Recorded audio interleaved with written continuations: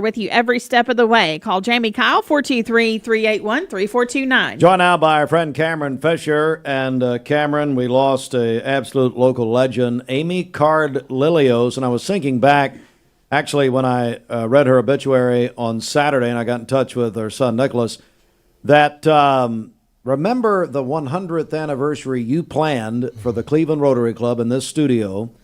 And, you know, she called in, I guess, how long ago was it? A couple years? A couple of years ago, yeah. Tell me, and especially, Cameron, for those we got new people in Cleveland all the time, tell me about Amy Lillios. Well, Amy has been on a health journey for the last 5 years, and obviously she's passed away about a week ago. And, you know, so we have a lot of new members that have been coming in the last 5 years in Rotary, and so they don't really know Amy unless they knew her before. And Amy was the legend, the legend, the lore, everything. When I got in 33 years ago in Rotary, she had been in for 3 years, but she would have been in a lot longer. But Rotary finally woke up in 1989 and decided to let women in to the Rotary clubs of Cleveland, Rotary clubs around the world. And you know, she came in like a firestorm because she was at the prime of her life when she got in.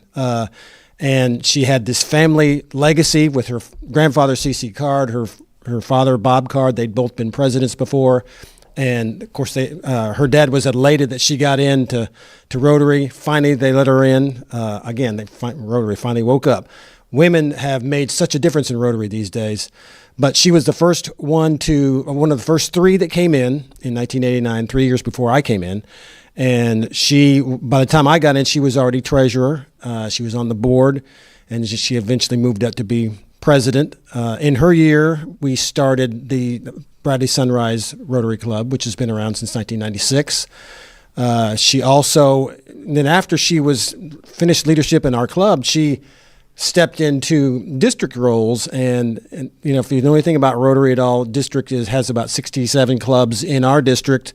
And very big. We are very big in the Rotary world. We've had 2 past international presidents come from this district. And she was, as one of the first women, she was tapped to be an assistant governor, which is just kind of under the district governor person.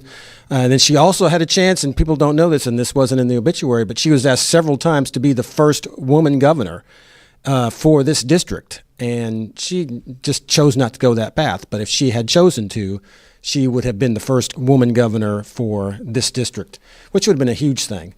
And that just scratches the surface of what she did. And that's just Rotary. You know, all the things that you read in her obituary, we obviously won't go through that, but the things she did up in New York, and then she's traveled around the world.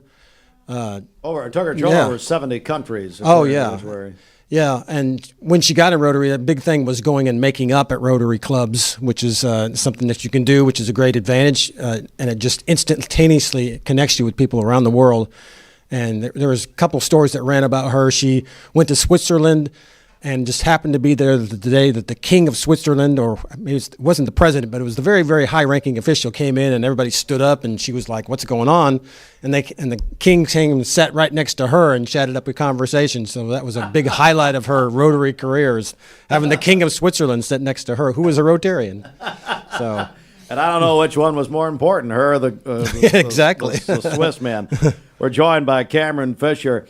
You know, I did know, and Bridget and I were talking earlier off the air about her dance and her ballet career, which her time in New York was simply unbelievable. It was.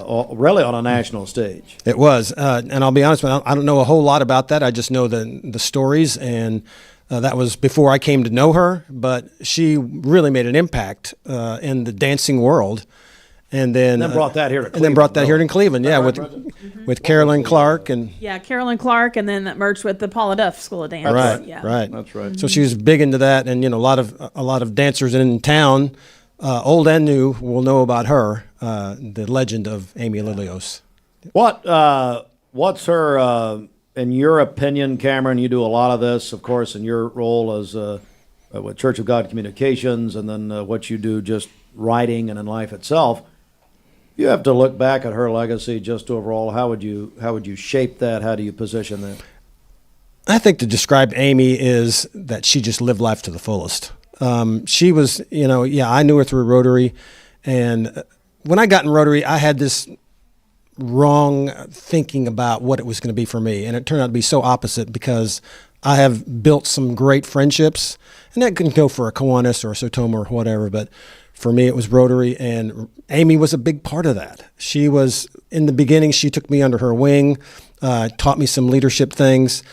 David Carroll would love to be here today. He is actually the he is the current district governor, and so he's always traveling. He's traveling to Kingston today, so he couldn't be with us. But David and Amy and I have traveled to many different places. We've been to 3 different international conventions here in the U.S. We went to Chicago at their 100th year, which we also had Mark Grissom with us. And you can imagine how that was. Yeah. So it was David, myself, Mark Grissom, and Amy. Who was from Chicago. That's right. Driving up to Chicago, and we drove through the night, and David and I were in the back seat, and we slept most of the way, but David and Mark just chatted it up the entire way. And she told me later, she said, I made sure that he stayed awake. That's why I kept chatting him up. But she also traveled with David and I to San Antonio for a convention there, and also with the late Kim Castile to New Orleans. Oh, my goodness. So, think how many hours in a car just chatting it up with Amy. Yeah. And that was just a scratching the surface again of her friendships. That's a treasure. Cameron, I really appreciate you coming. I'm sure you guys will talk about that tomorrow at the meeting. And, sure. Our best to Nicholas, to the entire family. And just a I tell you, her family on the card side especially, but just the foundation, really, of this community, as you talked about CC and Bob Card, her brother, of course, Bob Jr., but, it's incredible. Incredible. And if we could have time, we could talk about all her contributions to Cleveland State and to the Boys and Girls Club, and of course, talked about the Episcopal Church. All of this is just, again, I've said it already, scratching the surface of what Amy did and what she was. Well, I text Nicholas Saturday, and I said, hey, we were talking about his mom, and I said, give me who are some of her favorite singers? And he mentioned some, but I honed in on one of them, Kenny Rogers. But we'll send this one out to the memory of Amy Card Lillios this morning.